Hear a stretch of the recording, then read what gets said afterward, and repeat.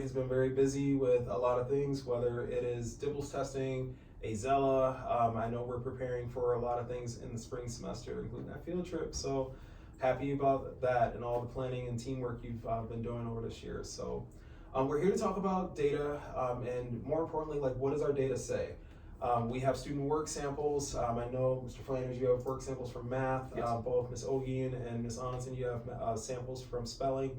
And so we're gonna really get into what does the data say from just our exit tickets that we've been collecting from those assignments, and then we're going to see what the results say, and then analyze the strengths and really analyze and prioritize, just what is an exemplar response? What are we looking for? And then after that, we'll set some goals, and then we will look at the instructional strategies that we utilize when we are putting together our lessons so that our exit tickets are set up for success.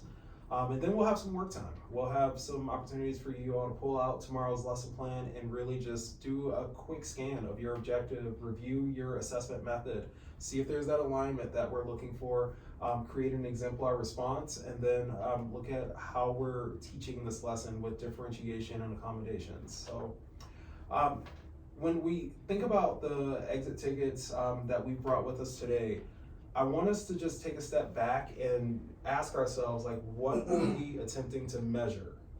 And so I just want to take 30 seconds and just what were we attempting, to measure?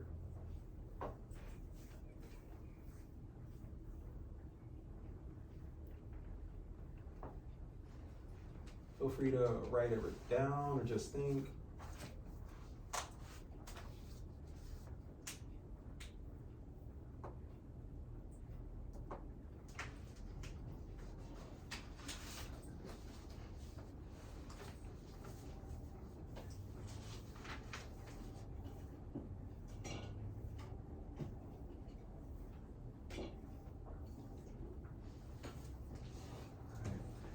Can we start with you?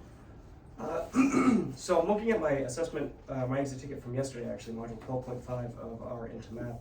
And so the objective itself was start with, or sorry, not the objective, but the assessment itself was start with a number between 11 and 89 and add one or more tens to your number, write an equation to show how you find the sum.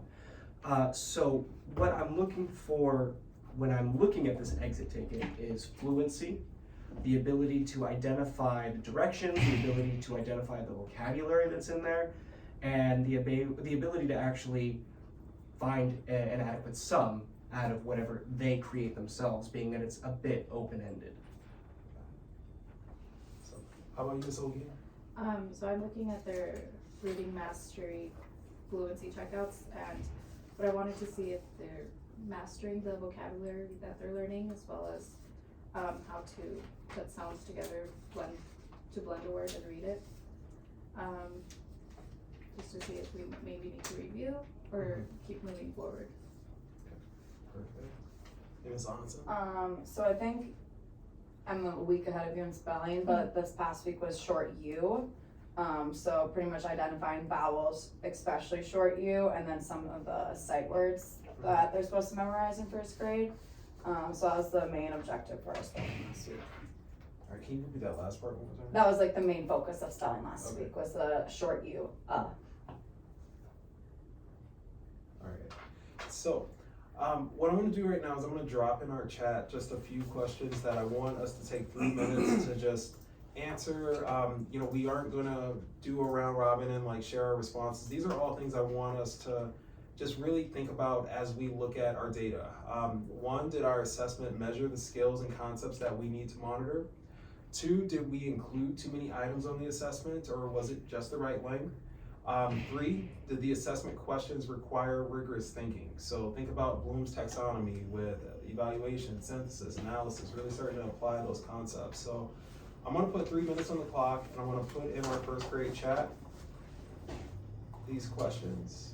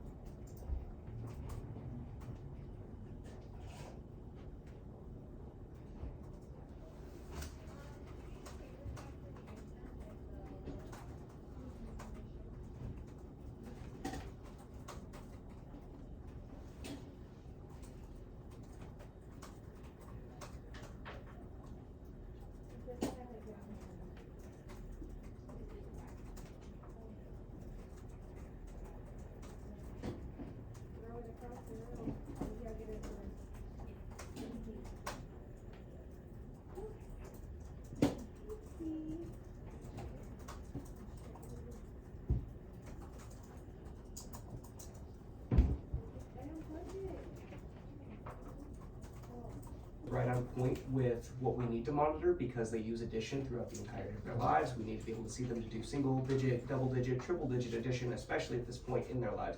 So yes, it was something that did hit at that point. Did we include too many items on the assessment, or was it the right length? I feel like the assessment itself, like the question it was asking, was okay, but I feel it was too open-ended. Had we been a little bit more concrete with, here are 2 numbers or 3 numbers, let's add these together, that would have provided me a little bit more of a fruitful assessment. And how many questions did you have? It was just one. You just- It was just one, but it was very wordy. In fact, that's one of the big issues that the kids struggle with is how wordy it is. But on top of that, being that it was an open-ended question, the kids struggle with that freedom. Mhm. They struggle with the concept of, oh, I get to create the problem now. So not giving them, set parameters can sometimes be a struggle. Yeah. Okay. And then for the last question, did the assessment questions require rigorous thinking? Absolutely, I feel. They had to decipher what the question was asking, they had to decipher what the vocabulary was, and what tools they'd be able to utilize in creating their answer for the exit ticket. They had to sit there and create not just, they didn't just have to pick numbers, they had to create a genuine equation as well. So I think it was something that really did challenge them. So 2 quick things, Yes. just want you to consider just like how many questions. I know this is Into Math, and Into Math provides us with, an exit ticket. Sometimes it's 1 question. Yes. But, think about how when you're assessing students, like, you kind of have that one at-bat opportunity. And maybe if they had 2 or maybe 3 other opportunities in the same exit ticket, you could get a better range, because it could work both ways. Maybe someone just got really lucky and Yeah. they did something right, and there's only 1 question to really assess that. And then 2, on the other side, it could just be a student got it wrong when they really know the concept, but maybe they just needed Absolutely. another set of at-bats with it. Yep. So, and then percentage of mastery. It was about 80%. Okay. And then 80% is pretty good. I mean, I know we all want 100%, but 80% is good. Do you feel like that was an accurate assessment of how students learn? I think it's pretty spot on with where our class is at right now. As you say, we all want 100%, we all aspire for that. But the kids who get the concept, they fall within that parameter. The kids who struggle with the concepts, whether it's new or old, those are the outliers that I'm still trying to focus on. They're the ones who really thrive on that concrete example and the parameters that are set for them. But overall, I'm happy with the 80%. I'm surprised that not more are still getting it or are jumping on getting the concept. But we still got a ways to go with this module. We'll see how it goes. Perfect. Thank you. All right, Ms. Ogi. So for question number 1, I think the assessment did measure the skills and concepts that need to be monitored. The 4 words that they were tested on are words that have been repeated throughout the previous lessons. The students saw those words quite a lot, so I'm wondering, have they added those words to the vocabulary? Have they built that fluency skill and being able to blend the words? So it just allows me to see if they're paying attention, if they're present for the lessons, and if they still need to build their blending and fluency skills. And then how many questions was? So it's just 4 words that 4 words. they needed to read. So that moves me on to question 2. I think it was a perfect amount. It wasn't too many words so that they get tripped up. They just had to read them. It didn't overwhelm them. And question 3, was it rigorous? I think it depended on the student, because those students that are already fluent readers that were able to knock them out really fast. Then I have those students that are still struggling a lot with blending and letter recognition. So it required a lot of thinking, a lot of trying to figure out what the letter sounds were.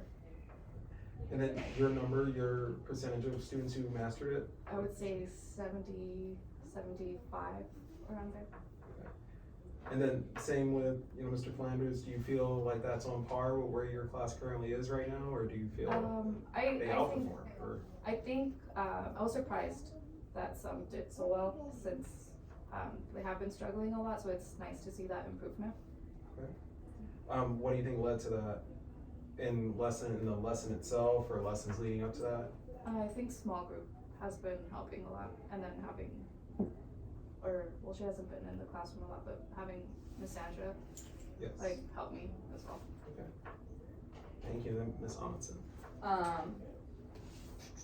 I feel like, so I did spelling test, it had 4 sight words and 4, words with the short U. So I think that, yes, it was a good assessment of the sight words and short U.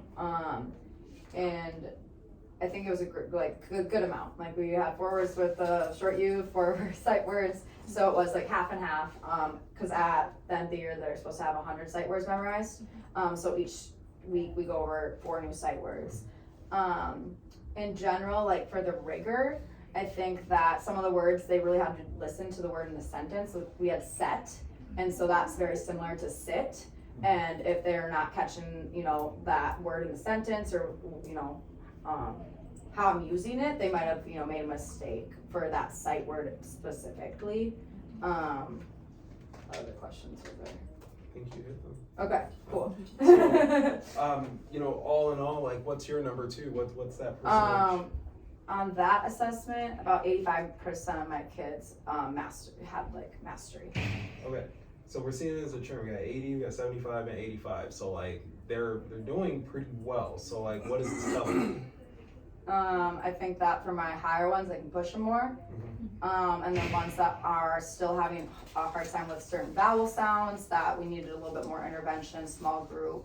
Because we can see there are some kids that did put sit, or like they're just guessing on the vowels. They have the consonant sounds down, but like the student M-E-S-T instead of the M-U-S-T must. So he has the st, but the vowel sounds are very similar. So just making sure that with those lower performing students that we're reviewing the vowels more frequently. Perfect. So hearing from all 3 of you, obviously a lot of trends, a lot of things to celebrate, a lot of strengths, successes. But we always, move on to the next day, and there's new lessons the next day, new objectives, new forms of mastery, or new forms of assessment for mastery. So now that we can take the strengths of the student responses we've collected, I want us to now think about the exemplar response. And I know you've had spelling testing. You're like, well, it's obvious what the exemplar response is with that. But just think about exemplar responses in general, because that's what we need to create for our exit tickets. When we think about the math exit tickets, the reading exit tickets, the science, we always need to have, what is the exemplar? What are we working towards? And so that way, it eliminates all that subjectivity, where it's like, maybe they got it, maybe they didn't. No, you have it all set right there with the exemplar response. So what we'll do right now is think about the instructional strategies that we're using in class. I want us to think about how we progress, or how are we monitoring progress? How are we monitoring rigor? How are we differentiating? And so right now, I would love for us to pull out tomorrow's lesson plan. We're going to, once you have that out, wait a second. For like the content that we're, okay. Yeah, so for both of you, it'll be spelling for the next day, math for the next day.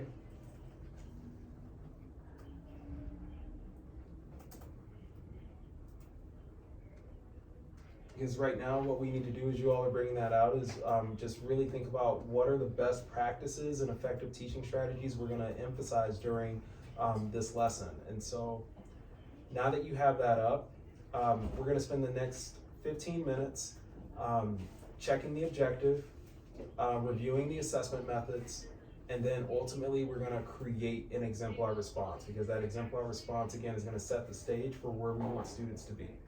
So 15 minutes on the clock.